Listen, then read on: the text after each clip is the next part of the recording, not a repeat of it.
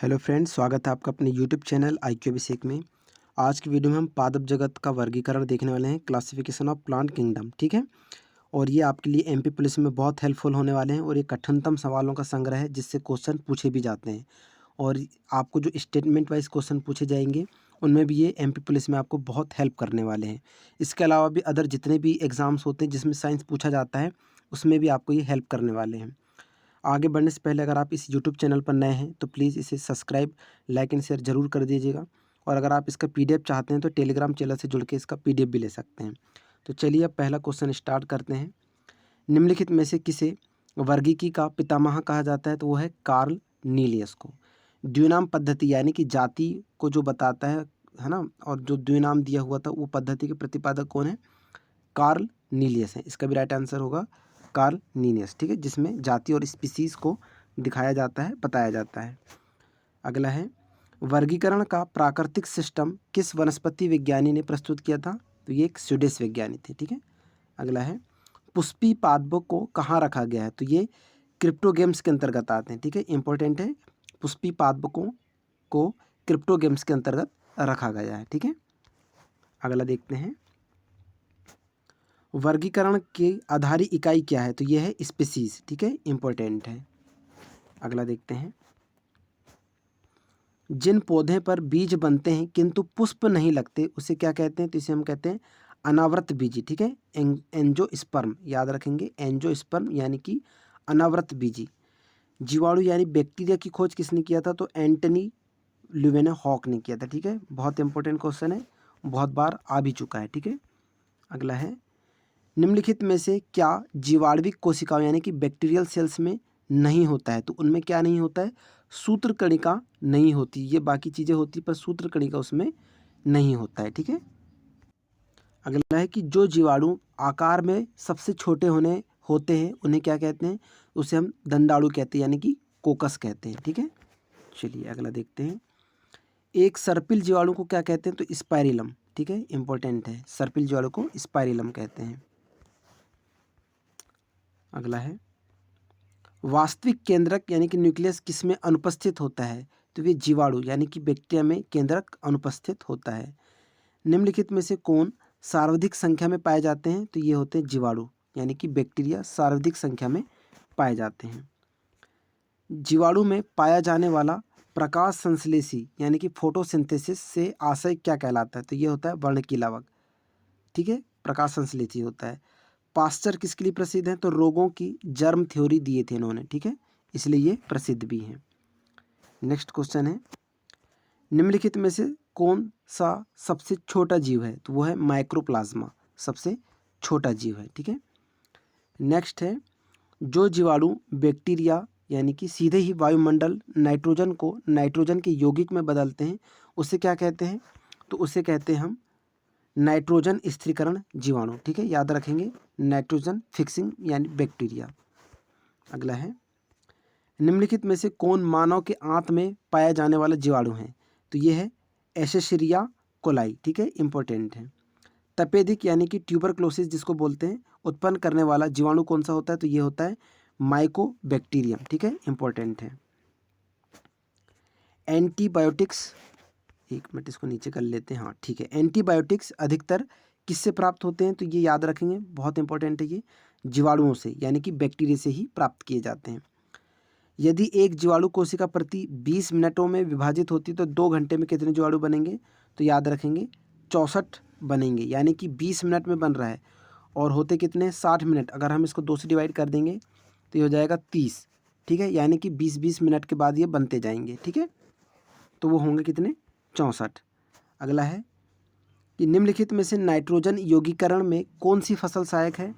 तो सभी को पता होगा, ये फली वाले फलीदार जितने भी होते हैं वो होंगे। जैसे मूंगफली से हो गया, मटर हो गया, ये सभी क्या होते हैं? नाइट्रोजन से भरपूर होते हैं। ठीक है।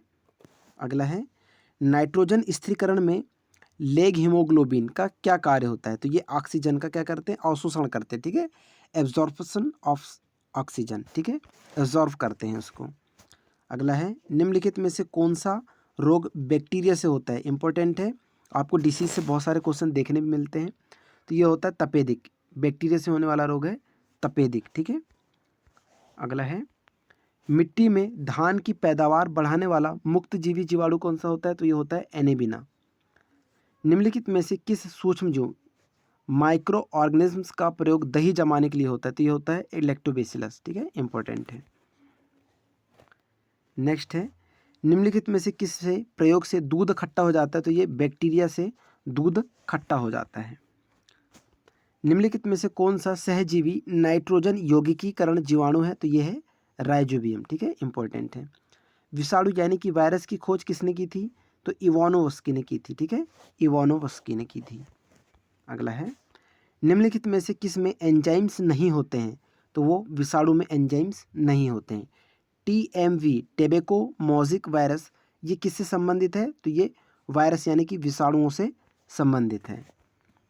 अगला है हाइड्रोफोबिया रोग किससे उत्पन्न होता है? हाइड्रोफोबिया बहुत सारे प्रकार के होते हैं, तो ये विषाणु से होता है। ठीक है, हाइड्रोफोबिया। अगला है कुत्ते के काटने से किस वायरस द्वारा घात रोग उत्पन्न होता है? तो ये हाइड्रोफोबिया। ठीक है, ये भी एक हाइड्रोफोबिया ही होता है। चेचक जिसको हम स्मॉल पॉक्स के टीके का विकास किसने किया था? स्मॉल पॉक्स भी कहते हैं चेचक को, तो ये एडवर्ड जेनर ने इसकी खोज की थी टीके की। ठीक है, इंपॉर्टेंट भी है। वायरस का विकास कहाँ होता है? तो जीवित कोशिकाओं में होता है। अगला है वायरस निर्जीव क्यों माने जाते हैं? क्योंकि ये क्रिस्टलाइज हो सकते हैं, इसलिए इनको निर्जीव माना जाता है। एड्स का क्या कारण है? तो T4 लिम्फोसाइट्स की कमी के कारण एड्स होता है। ठीक है, अगला है HIV द्वारा होने वाला रोग कौन सा है? तो सभी को पता होगा एड्स है।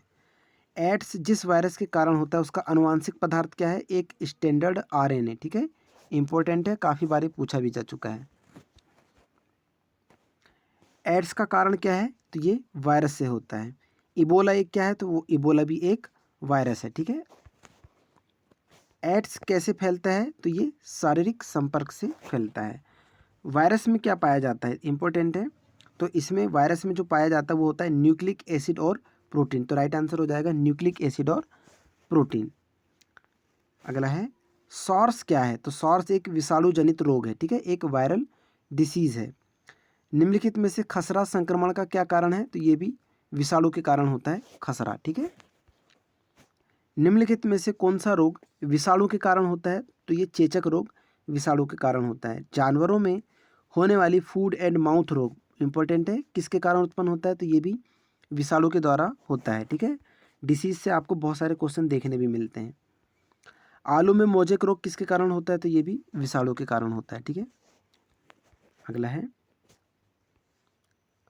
सवाल नहीं है, सवाल है। ठीक है, सवाल विज्ञान यानी कि एलोलॉजी में किसका अध्ययन किया जाता है? तो सवाल का ही किया जाता है। ठीक है, सवाल विज्ञान में। ठीक है, एल्गोलॉजी जिसको बोलते हैं। सवालों की कोशिका भित्ति किसकी बनी होती है? इंपॉर्टेंट है, तो ये सेल्यूलोज की बनी होती है, याद रखेंगे सेल्यूलोज की।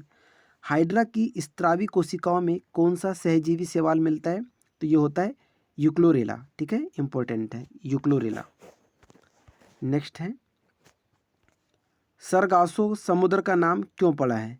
तो ये शैवालों के कारण बना है। ठीक है, किस शैवाल यानी कि एल्गी से आयोडीन प्राप्त होते हैं? तो लेमिनेरिया। ठीक है, इंपॉर्टेंट है, लेमिनेरिया शैवाल से ही आयोडीन प्राप्त किया जाता है।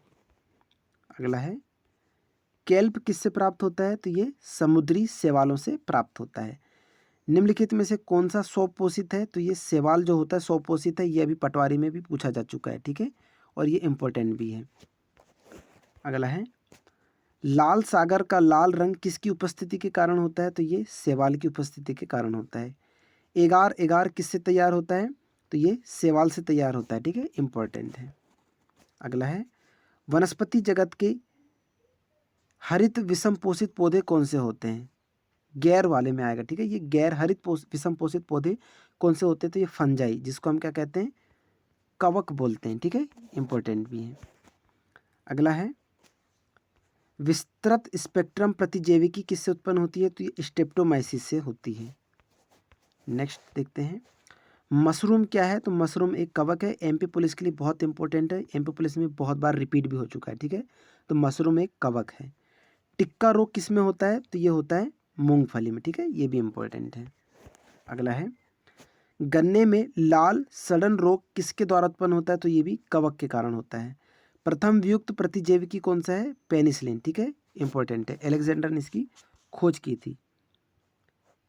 एथलीट फूट नामक बीमारी किसके कारण होती है? तो ये कवक के कारण होती है, याद रखेंगे, इंपॉर्टेंट है, कवक के कारण होती है एथलीट फूट।